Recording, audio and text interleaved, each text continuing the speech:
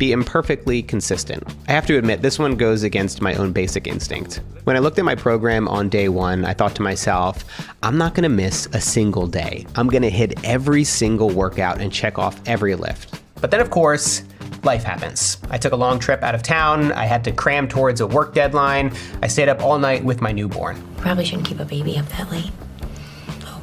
Now, there might have been a time in the past when I was able to power through and live up to my regular perfectionist standards.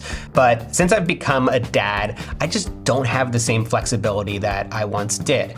If I took my old all or nothing approach, I'd end up with a lot of nothing. As Bas told me when he walked me through my program for the first time, there's optimal and then there's practical. A lot of people, look at a program and they say, I can't do that, so therefore I'm not going to do it. It's like, no, that's as optimal. Now let's think about what's practical for you. Mm-hmm. We need to always compromise and make sure, one, you can do it, and two, I've spoken to you about this, you're going to enjoy it. Yeah. You need to enjoy your training. If you don't enjoy it, you're not going to stick to it. As life happened, I made adjustments to stick to the program the best I could. That meant sometimes I'd only train 3 days a week instead of the prescribed 4. While on vacation, I had to use my hotel's shitty gym equipment. And sometimes I had to cut my workout short if I had an urgent work deadline to hit, or if I was exhausted from being up with my son all night. As I moved from one imperfect workout to the next, I continued to make imperfect progress toward my goal.